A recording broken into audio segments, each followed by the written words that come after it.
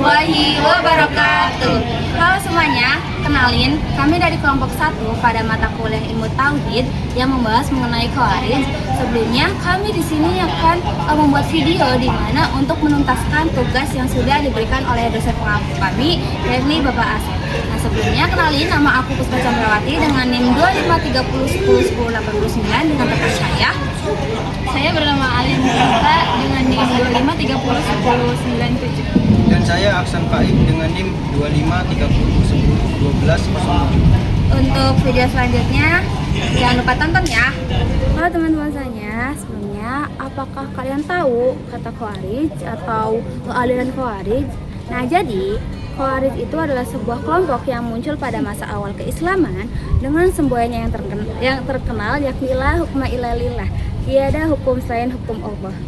Namun, di balik semboyan itu tersimpan sejarah panjang tentang perpecahan politik, perbedaan tafsir, dan perjalanan pemikiran yang mengguncangkan dunia Islam pada saat itu. Mari kita telusuri kisah munculnya kelompok ini dari latar belakang, ajaran-ajarannya, hingga warisannya bagi sejarah pemikiran Islam.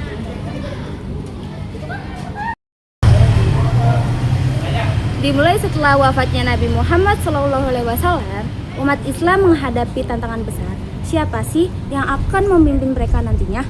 Nah, perselisihan itu memunculkan masa-masa sulit mulai dari kekhalifahan Abu Bakar, Utsman bin Affan, hingga akhirnya Ali bin Abi Thalib. Di masa pemerintahan Khalifah Ali, terjadi perang saudara yang dikenal sebagai Perang Siffin antara Ali dan Muawiyah bin Abi Sufyan. Perang ini tidak diselesaikan dengan kemenangan, melainkan dengan tahkim, yakni perundingan. Namun, keputusan ini justru memicu perpecahan baru. Sebagian pendukung Ali menolak tahkim dan menuduhnya telah menyalahi hukum Allah. Dari sinilah cikal bakal kelompok Khawarij itu muncul. Dan dilanjut ada asal usul nama Khawarij. Kata Khawarij itu berasal dari kata khoroja yang berarti keluar. Mereka disebut demikian karena keluar dari barisan Ali, menolak keputusan tahkim dan memilih jalannya sendiri. Awalnya itu jumlah mereka tidak banyak, tapi semangat fanatik terhadap versi mereka membuat kelompok ini menjadi berkembang. Mereka meyakini bahwa siapapun yang menyimpang dari syariat, bahkan seseorang khalifah, dianggap kafir dan harus diperangi. Ada tokoh-tokoh dan peristiwa penting. Salah satu peristiwa besar yang melibatkan Khawarij adalah Pertempuran Nahrawan pada tahun 658 Masehi. Pasukan Khawarij yang memberontak akhirnya dikalahkan oleh Khalifah Ali. Namun benih kebencian tetap tumbuh. Beberapa tahun kemudian, seorang Khawarij bernama Abdurrahman bin Muljam membunuh Ali bin Abi Thalib. Beliau hendak sholat subuh di Kufah. Tindakan ini menandai salah satu tragedi paling kelam dalam sejarah Islam, yang menegaskan betapa ekstrimnya keyakinan sebagai Khawarij terhadap tafsir mereka sendiri. Selanjutnya, pecahan dan warisan pemikiran Khawarij. Meski banyak yang musnah, ide-ide Khawarij tidak hilang sepenuhnya. Beberapa kelompok pecahannya seperti Ibadiyah masih ekstrim hingga saat ini, terutama di wilayah Oman dan Afrika Utara, meski dengan pemahaman yang lebih moderat.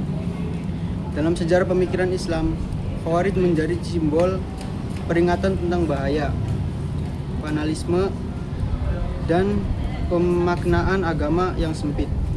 Mereka juga menjadi bahan kajian penting bagi para ulama, sejarawan, dan pemikir politik Islam.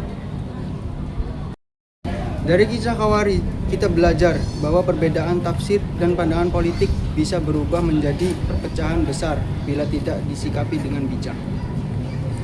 Selamat menegakkan kebenaran harus diimbangi dengan hikmah, toleransi, dan pemahaman mendalam terhadap agama. Karena pada akhirnya Islam bukan hanya tentang hukum, tapi juga tentang keadilan dan kasih sayang. Dan sejarah Khawarij mengingatkan kita bahwa ketika manusia menempatkan keyakinannya di atas kemanusiaan, maka tragedi bisa terjadi, bahkan di tengah umat beriman.